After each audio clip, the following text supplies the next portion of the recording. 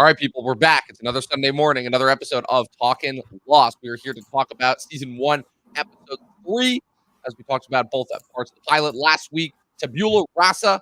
This is our first focus episode on Kate, and this is the episode that really, I would say, establishes the trajectory of the show going forward, as far as the whole A storyline on the island and then B storyline in flashbacks in order to kind of reinforce what we're seeing on the island. Luke, initial thoughts on this episode before we get started?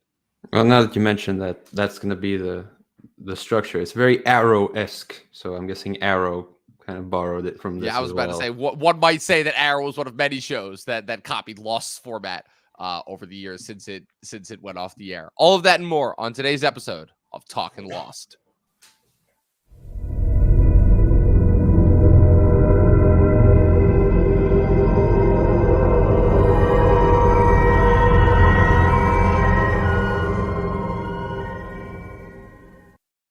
All right, Luke, season 1, episode 3, Tabula Rasa. This episode aired the final week of September of 2004, I believe, if my dating skills are accurate. A couple of reviews that came out when this episode first aired. Even though nowhere near the brilliance of the pilot, a very good episode all the same. When Lost was in its prime, it was must-watch television. Remember first watching it, found it remarkably easy to get into, was hooked from the start, and was on season 3 by the end of 1 week. The general consensus is that the final season is a disappointment and cannot disagree. It would have been a Herculean task to follow on from the brilliant pilot, still one of Lost's best episodes, one of the best pilots ever produced for television. Tabula Rasa is a worthy follow-up, but somewhat of a letdown. It's very important in establishing Kate's backstory and how she came to be in the situation she is now. But when it comes to Lost in general, while Kate's story is still intriguing, things are even more fascinating. They're even more interesting and important stories. In correlation to this episode, the whole stuff with Sawyer fascinated more. So I can say right off the bat that there's a general dislike for Kate as a character. While this to me wasn't nearly as egregious as some of the hatred towards other female characters in TV at the time, it was definitely noteworthy, especially considering the fact that, you know, if you remember from what we talked about last week at the pilot, Kate was originally conceived as supposed to be the lead character, you know, the passing of the torch from Jack to Kate before the general rewrites. And what I'll say about this episode is, to me, this is yet another episode in season 1, which, if you ask me, is the best season of the show, that is crucial in terms of continuing to set up and establishing characters, not just for Kate, who is the focus character of this episode, but also for the other supporting characters you get around it. You know, you get little brief moments of Locke, of Jen and Son, of Michael and Walt. And also, this is another big episode in terms of continuing Sawyer's character and kind of, you know, establishing him as the foil of the group, if you will. You know, you kind of have like the group hierarchy essentially being set up, you know, where you've got the archetypes and exactly whatnot, and filling the various roles. Exactly. You've got kind of everybody, you know, starting to fill in their roles. You know, Jack as the hero, Sawyer as the villain, Saeed is like the smart, capable leader, Hurley as kind of, you know, the helpful, joyful sidekick. You know, we're getting to know these guys more, and the show is continuing to do its homework, lay the groundwork as far as really establishing these characters and who they are. It's why, again, I really appreciate season 1. Looking back on it, it probably is my favorite season overall. I just remember when I first watched it the first time, just like being so interested in all those little moments that we spent with each of the characters, whether they were saying something or not. You know, just like it wasn't necessarily important to the plot, but it didn't matter because the characters, once again, were so interesting, and I wanted to know more about them. And as this episode establishes, now that we have the structure, we were going to kind of get this flashback-esque backstory for each of these characters going forward. And that was what really interested me. Yeah, absolutely. So I'm guessing there's going to be several episodes of different characters, just backstories. We're going to find out more about them, something like that. Well, the good thing, too, is that obviously, even though we don't spend a lot of time with them in this episode, obviously Mr. John Locke, who we were talking about last season a little bit, or last episode rather, what's it called? We were already talking about kind of how mysterious and interesting of a character he was. While we don't spend a lot of time with him in this episode, we definitely, I'll say that next episode, Walkabout, is a Locke origin story character. And while Locke, the thing that I forget is that as crucial and important as a character as Locke becomes over the course of the show, I keep forgetting how like much of a mysterious character he was, just looking in on the fringe, you know, helping to establish some of the show's more mystical elements as they got on. Right now, we're still very much in the practical, the survival, how we're going to send a signal out, how we're going to survive. But as the show continues on and it moves more into the mystical and more of the metaphysical, if you will, that's when Locke really takes center stage, I would say. What I like about this episode reminds me of like just like I mostly watch shows that come out now. It's such a contrast to like 8 episodes versus what 2024 Right, and something exactly. like that. So like not much happens in this episode, just like moving the plot and the mystery forward, but it's not bad. It's like if you're Yes, binging the show, it's just more show for you to exactly, see. It's like exactly. like why not? I couldn't agree with you Now it's more. like every okay 6 episodes. Yep, And over, done, boom, on to rush the the next thing. finale. On to the next thing. And yeah, Exactly. it's just nice to be able to breathe Yes. in a show. I couldn't agree with you more because Luke, this is what TV used to be. You know, yes, not all of it worked. Yes, we were inundated with a lot of filler, but guess what? It made the good stuff that we got even great. And honestly, even though I know TV will never go back to this, I really do miss kind of this certain nostalgia point in TV's, in TV's career. So, with that being said, let's get into what actually happens in this episode. Like I said, this episode is called Tabula Rasa. I don't remember what the meaning of that is. I think I looked it up at some point in the past. I thought it was Tabula, Latvian because yeah, there's two words in Latvian. It's like yeah. table, like Tabula rasa in epistemology, which is the theory of knowledge and psychology, is a supposed condition that empiricists have attributed to the human mind before ideas have been imprinted on it by the reaction of the senses to the external world of objects. Oh, well, in this case, I believe it was coined by the original John Locke, the philosopher, Locke named after. Latin apparently translation is scraped tablet or a clean slate. So that's kind of what this episode is about. It's Kate looking for her clean slate, which the island is here to provide. As the big centerpiece of this episode is, her backstory and relationship with the Marshal. Obviously, the reveal at the end of last episode being that she was the fugitive that the Marshal was escorting back to the States when the plane went down. So our opening scene is the pilot continuing to tell Jack that Kate's dangerous as he pulls the wanted picture out of his pockets.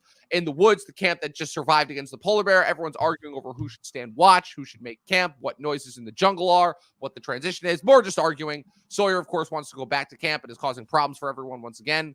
Saeed makes the executive decision, though, to tell everyone not to say what they heard over the radio because it could cause a panic.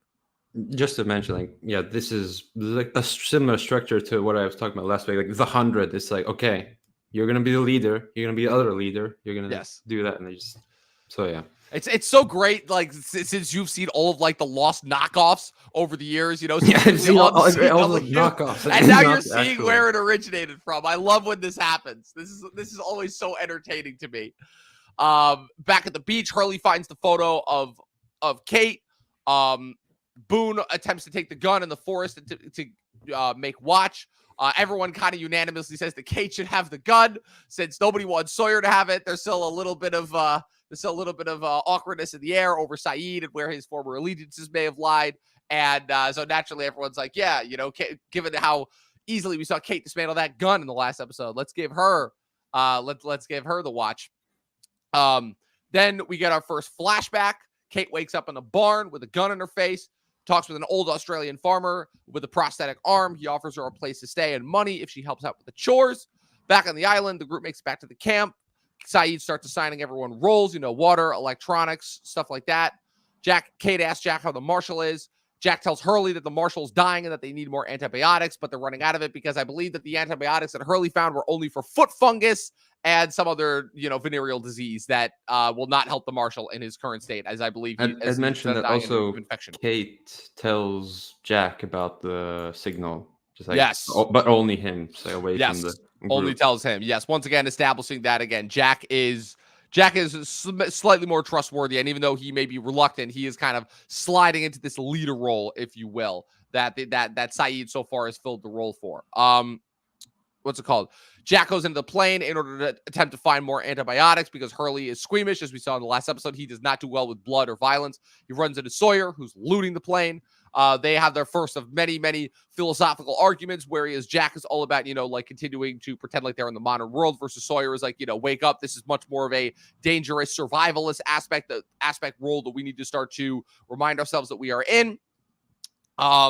what's it called? It's kind of interesting also seeing, you know, Jack's rivalries that are set up with certain other characters over the course of the show. You know, obviously a big one that's established once we get to season 2. The first episode of season 2 is called Man of Science, Man of Faith, because it's kind of contrasting Jack's more practical viewpoint with Locke's more religious, more metaphysical, more willing to explore beyond the purview of regular human rationality. And that kind of is the underlying conflict for the rest of the season. But I forget that in the first season, while Sawyer is kind of still in his antagonistic role for everybody else, how he has contrasts primarily with Jack.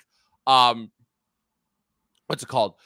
Charlie goes to help Claire. They make some jokes about you know, who the father of Claire's baby is. Jin tells Sun that she's filthy while they're looking for a suitcase that she should it's wash like up. you just crashed with a plane. Like, yes, you're gonna be filthy. Oh no, but that's the thing. It's like Jin's whole viewpoint is it doesn't matter where they are. Like, you know, they still need to stay civilized in some way, shape, or form. You know, and I love this like kind of back and forth relationship where even though he's clearly being antagonistic towards Sun, he still is showing like little bits and pieces of that. Like he does desperately care for her, and he does like want, you know, the best for her. Honestly, he just doesn't realize how he's being antagonistic because in his mind, he's still like acting within the traditions of his culture, which again, just little micro moments like that are so crucial to just good character building and continuing to show just how diverse this show was in comparison to other shows that were on the air at the time. So Kate runs into Hurley, who's acting quite squirrely as he also saw the wanted poster. I will say that Hurley is emerging as my favorite character. So Hurley's a fan favorite character, to say the least, for some pretty obvious reasons. In the sense that he kind of fills out the role of like the casual everyday man. I can't wait till you see what his backstory was as far as why he was on the island and why he went to Australia in the first place. You know, like I said, there's so much unexplored ground that I'm so excited for you to see. As we go forward. What's it called? Kate goes to see the marshal. Next flashback, Kate, who is posing as Annie, is trying to leave in the middle of the night. She's trying to get her savings out of a jar that she stashed in the farmer's supplies cabinet. The farmer wakes up. He offers to bring her to the train station the next day. Back on the island, the marshal wakes up. He tries to strangle her. It's a classic move that, again, I feel like it's something that they borrowed from Trading Places. Again, Damon Lindelof is no stranger to, obviously, you know, pulling different pop culture references, but where that one, it's played for comedy purposes. This one, it's played for quite dramatic purposes as he immediately tries to strangle her. Jack stops him. The marshal goes into shock. Kate asks Jack if the marshal will suffer and if Jack can put him out of his misery. Jack says that he's not a murderer. The third flashback, Kate is being driven to the station when she sees a black SUV following them. She realizes that the old man sold her out and says he needs the reward money for the crazy mortgage that he's got. Back on the island, brief aside, Michael asks Walt what him and Locke talked about. Walt says that Locke told him that a miracle happened and that they're friends. Let's talk about this for a second, right? So this is the first instance, I believe, that Locke said that a miracle happened to him. We're going to see in the next episode, obviously, what Locke is talking about when he says that a miracle happened to him on the island. This will not be the first instance of potentially the island having supernatural abilities to heal, but it be directly tied into people's faith. This was part of the overall kind of back and forth, greater philosophical aspect that Lindelof, I would say, was trying to play around with this show, which was the idea of practical human rationale versus more greater philosophical need. There is this air of philosophy hanging over the whole show. You know, obviously John Locke is named after one of the most famous philosophers from the Great Enlightenment period in European history. There's a character later on called Benjamin Linus who we'll meet, who emerges as the leader of the others. He is also somebody who is established to be a pretty important philosophical figure as far as challenging Locke's viewpoint. What are your thoughts so far on the greater philosophical overtones that are being introduced here? Yeah, we're very early into the introductory phase of these philosophical thoughts, but I think it's going to serve for a nice contrast. It reminds me of like maybe something like The Mist, where people are emerging like different viewpoints on what's happening to them, different ways they react. So I think that's going to be cool. But yeah, Locke is definitely the one I'm most interested in seeing where that goes. And you mentioned like what he does in future seasons. So I'm definitely looking forward to that. Yes, very Stephen King-esque, if you will, as well. That's the other thing that I was missing too with the pilot recap was the amount of the heavy influence of Stephen King over the kind of the subject matter in the presentation, because you're right, that is very The Mist, that is very Stephen King, as it is very, again, it's very, survival, post-apocalyptic-esque, where it's more so about like kind of, putting these characters in this like unimaginable scenario and then seeing kind of how the characters each individually react. That to me is always kind of a great source of interest in these types of shows. So obviously Locke being established as the more philosophical, the mystery, the backstory character. He right now he is serving to more so create conflict without necessarily realizing it before he becomes more of an active participant. Also the way he like gets the dog back, just like, hey, it's perfect. I'm it's like, perfect. What's happening there? Man of action, if you will. While all the other characters are kind of deliberating about, what they need to be doing, Locke is kind of just hanging out in the background, just doing his own thing. He's working on a whistle as Charlie runs into him, and then he later, you don't really know what he's doing, and then you see him use it. Then you see like kind of how that folds in. It's great stuff. Again, it's great. Just again, character building, establishing backstory, getting us to know these characters. Which again is something that's really missing from a lot of TV shows now. So while what's it called? So while Michael's trying to warm up to Walt, Walt says that Locke and him are friends. When Michael tries to say that they're friends too, Walt says that if he was, that he would find Vincent. So naturally, Michael goes into the jungle in order to try to impress his son to find Vincent. Hears noises, runs out, runs into his son, naked, rinsing herself off. That definitely will come back to bite him in the ass at any point in the future. Again, a little bit of an awkward scenario. And again, it may seem crass, because since we've seen so many scenes done like that in poor taste in recent things, but trust me, that does actually serve a good narrative and character fulfilling purpose. I'm just waiting to see what is in the grass. Like, yes. Okay, how many more running away from moving grass can I take? Just you wait. In 2004, when they didn't have a budget to do a whole lot of CGI creatures, they will do that as many times as they need to. Did you send some of the crew members to run around in the grass? Just imagine just like them talking to the crew members, just be like, all right, people, grass rustling time, let's go. Action. Do we have any interns on the set? That's exactly it. So Shannon tells Boone that she wishes that somebody would do something about the marshal who's screaming in pain. Once again, continuing to establish that she is the worst character in this entire cast. Saeed confronts Jack, asks what he's going to do about the marshal, and Jack's probably just thinking just like, God damn it, why won't this marshal just die already? Sawyer talks to Kate, says that she should put the marshal out of his misery, that it would be poetic since there's only one bullet left in the gun because he used all the rest of the bullets. Sawyer was winning me over throughout the episode. And then he does that. Like, not even just that, but how like the episode wraps up in terms of his actions that he takes. But the marshal asks Jack that he wants to speak to Kate alone. Then we get our last flashback, which is that Kate in the truck seizes control of the truck after she sees the marshal driving behind them. She runs the truck off the road with the old man in it. She saves him, but is caught by the marshal. On the island, the marshal tells Kate as he's dying that, if she had let him die, the old man, that she probably would have gotten away. But again, showing that Kate is not necessarily a bad person. She's just, on the run and doing what she can to survive. What caused her to go on the run initially? We shall find out at a later point. But the marshal asks Kate what the favor that she asked for before the initial crash happened, what that favor was. And she says that she wanted to make sure that the old man got his reward money. And I might need to check, but I believe that she said that the old man's name was Ray Mullen, which for a second I misheard as Raylan Givens, and I was like, what? I'm like, because I'm watching Justified right now as well, and Timothy Oliphant's character's name on that is Raylan Givens. So for a second I was like, huh? Did I hear that right? So shared universe thing. I was concerned, but then I was like, wait, no, that's separate studios because Justified was FX and Lost was ABC and Disney. So that was long before the merger, the Disney Fox merger happened. So the marshal tells her that he's going to die. Hurley tells Jack that Kate has the gun. Jack runs towards the tent. One single gunshot rings out, but Kate's already outside the tent when this happened. And who walks out of the tent? Sawyer, because naturally he had to fulfill his role as not only the shittiest character, but the dumbest shittiest character. Because even though he tries to back up his argument saying the marshal asked him to do it, instead of hitting his heart, it turns out he hit his lung. So Jack is like, great, you idiot. Now he's going to bleed out slowly and suffer as if he wasn't already in enough pain to begin with. And Sawyer kind of just has that look on him as like, well, shit. That happened. And that just happened. It's like, that just happened. The episode wraps up with Locke summoning Vincent with the whistle that he's been working on. He tells Michael where he tied him up, saying that Michael should be the one to present Walt with Vincent, kind of as the hero in his eyes. And then meanwhile, Kate tries to tell Jack why the marshal had her, but Jack says that he does not care. as saying that this island can be like a start over point for them where they don't have to necessarily worry about their past.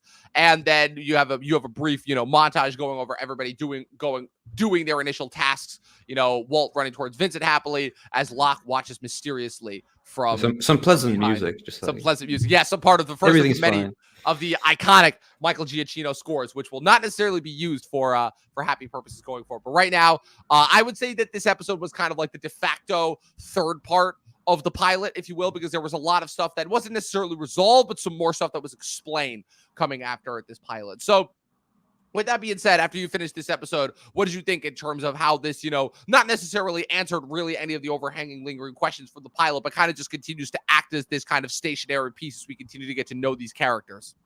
Yeah, it's just easing us into the season. Again, I have to bring up the contrast of the nowadays thing, where if you have one filler episode, that's like a sixth or an eighth of your season to tell the story. So back in the day, they can take the time, just spend an episode on a character, spend each episode on X number of characters, and you still have like 12 episodes to do the whole story. So I'm just ready to keep watching it week to week. I hope it doesn't get too hard to try and pace myself. Yeah, with some of the later episodes. Yeah, absolutely. Yeah, it's gonna be interesting because, like I said, the show is very much taking its time right now, being very deliberately paced, very, very chilled out. Like I said, easing us in, getting us to know these characters.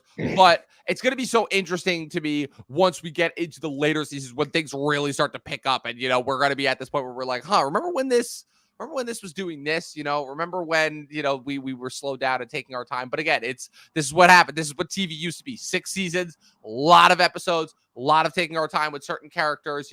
Certain episodes weren't necessarily important for the plot, say, but again, there is definitely a nostalgia that comes from this era and this type of television producing and filmmaking that we simply don't have anymore, unfortunately. And it's kind of sad looking back, because I miss it. So next week's episode is entitled Walkabout. The focus character will be John Locke. We're finally going to start to get some backstory for him ultimately. So definitely something to look forward to there. Luke, what do you give this episode out of 5 stars? 5 stars. I'm going to give it a 3.5 because it's not.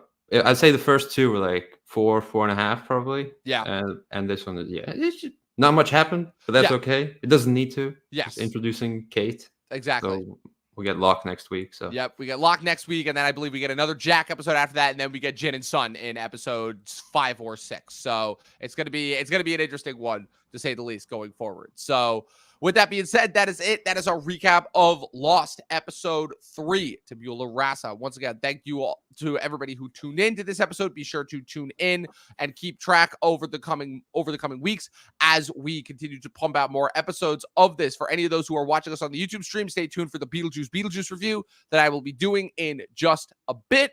But Luke, in the meantime, where can the good people follow you on the interwebs?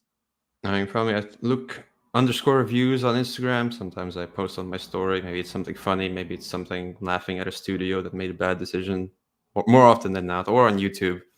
It's just some videos there. But the top 10 of the year, I think it's going to be a fun top 10 to make. Let's hope, especially considering that, this has not been the best year. It has not. Like, Alien Romulus came out. I'm like, okay, that's it. Yes, that's literally it. It's like, what else do we have? Honestly, well, I mean, Speak No Evil. Speak No Evil comes out this coming weekend. So maybe that'll be good. And The Substance. Yes. Are you guys getting The Substance? We are, but later in October. Okay. Well, still, as soon as that movie comes out, watch that movie because, oh Lord, I'm going to say this right now. I got an early screening for that movie. That is the easiest 5 I've given any movie so far this year since Dune. Well, I'm looking forward to it. I doubt it beats Dune because it's me and yes, Dune, no. Dune is still right now the triumph. Can it beat out Twisters? That's mine. It beat out Twisters for me pretty easily. But you and I have different thoughts on Twisters. I know you love Twisters. I know. Do love Twisters. Yes, you love Twisters. Oh man, you guys can follow me with everything going on at Movie Nerd Reviews across all platforms, at Official Talkin TV Podcast across all platforms. And like I said, be sure to tune in next week for episode 4, Walkabout. In the meantime, people, 12 seasons in a short film, and get lost.